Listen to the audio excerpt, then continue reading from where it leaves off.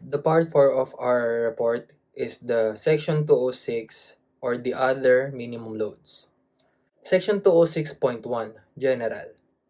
In addition to the other design loads specified in this chapter, structures shall be designed to resist the loads specified in this section and the special loads set forth in Table 205-2.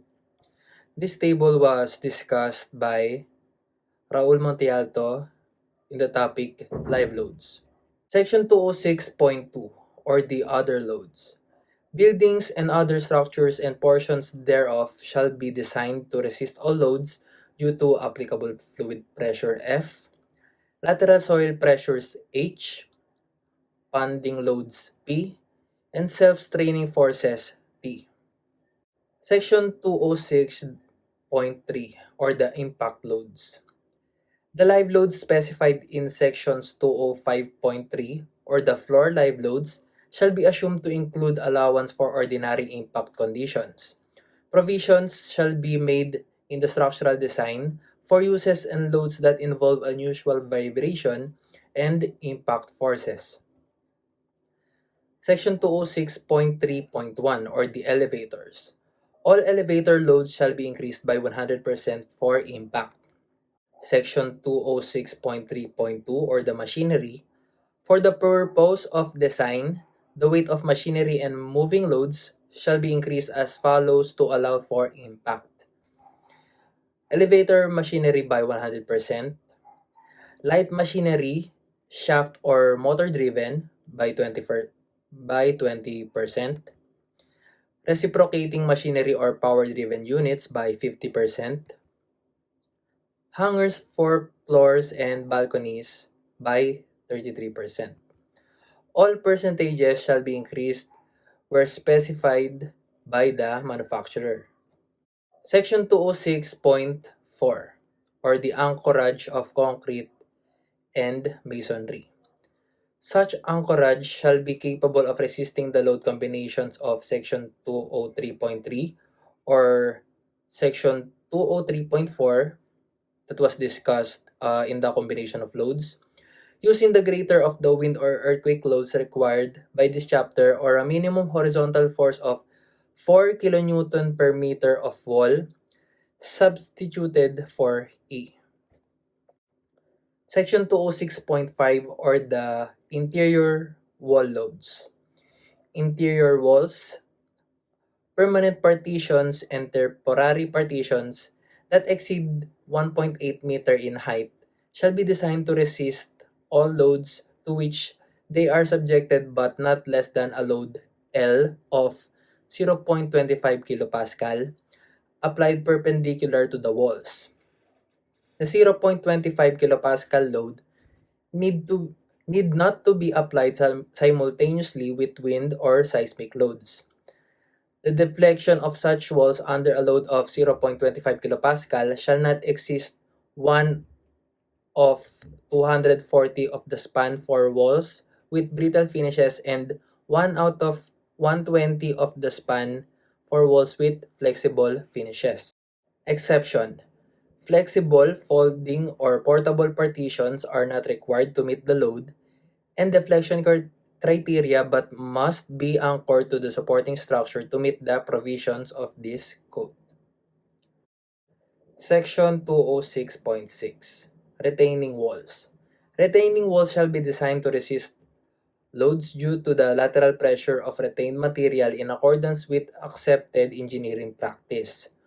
Walls retaining drain soil, where the surface of the retained soil is level, shall be designed for a load H or the lateral soil pressures equivalent to that exerted by a fluid weighing not less than 4.7 kilopascal per meter of depth and having a depth equal to that of the retained soil. Any surcharge shall be in addition to the equivalent fluid pressure. Retaining walls shall be designed to resist sliding by at least 1.5 times the lateral force and overturning by at least 1.5 times the overturning moment using allowable stress design loads. Section 206.7 Water Accumulation. All roofs shall be designed with sufficient slope or camber to ensure adequate drainage after the long-term deflection from dead load, or shall be designed to resist ponding load P, combined in accordance with Section 203.3 or 203.4 in the combination of loads. Ponding load shall include water accumulation from any source due to deflection. Section 206.8 or the uplift on floors and foundations. In the design of basement floors and similar approximately horizontal elements below grade, the upward pressure of water, where applicable, shall be taken as the full hydrostatic pressure applied over the entire area. The hydrostatic load shall be measured from the underside of the construction. Any other upward load shall be included in the design. Where expansive soils are present under foundations or slabs on ground, the foundations, slabs, and other components shall be designed to tolerate the movement or resist the upward loads caused by the expansive soils, or the expansive soils shall be removed or stabilized around and beneath the structure. Section 206.9 or the crane loads. Section 206.9.1 or the general, the crane load shall be the rated capacity of the crane, design loads for the runway beams, including connections and support brackets of moving bridge cranes, and monorail cranes shall include the maximum wheel loads of the crane and the vertical impact, lateral, and longitudinal forces induced by the moving crane. Section 206.9.2 or the maximum wheel load.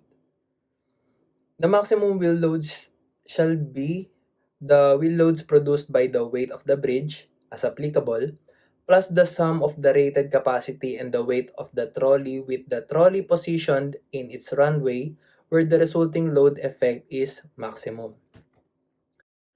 Section 206.9.3 or the vertical impact force. The maximum wheel loads of the crane shall be increased by the percentages shown below to determine the induced vertical impact or vibration force. Monorail cranes by 25%, cab-operated or remotely operated bridge cranes by 25% also, pendant-operated bridge cranes by 10%, and bridge cranes or monorail cranes with hand geared ridge, trolley, and hoist by 0%. Section 206.9.4 or the lateral force. The lateral force on crane runway beams with electrically powered trolleys shall be calculated as 20% of the sum of the rated capacity of the crane and the weight of the hoist and trolley. The lateral force shall be assumed to act horizontally at the traction surface of a runway beam, in either direction perpendicular to the beam, and shall be distributed with due regard to the lateral stiffness of the runway beam and supporting structure. And the section 206.9.5 or the longitudinal force. The longitudinal force on crane runway beams, except for the bridge cranes with hand-geared bridges, shall be calculated as 10% of the maximum wheel loads of the crane. The longitudinal force shall be assumed to act horizontally at the traction surface of a runway beam in either direction parallel to the beam. Section 206.10 or the heliport and helistop landing areas. In addition to the other design requirements of this chapter, heliport and helistop landing or touchdown areas shall be designed for the following loads combined in accordance with Section 203.3 or 203.4, again with the combination of loads. Number 1, dead load plus actual weight of the helicopter. Second is the dead loads plus a single concentrated impact load L covering 0.10 meters squared of 0.75 times the fully loaded weight of the helicopter if it is equipped with hydraulic type shock absorbers, or 1.5 times the fully loaded weight of the helicopter if it is equipped with a rigid or skid type landing gear. The dead load plus a uniform live load L of 4.8 kilopascal, the required live load may be reduced in accordance with sections reduction of live loads or alternate floor live load reduction.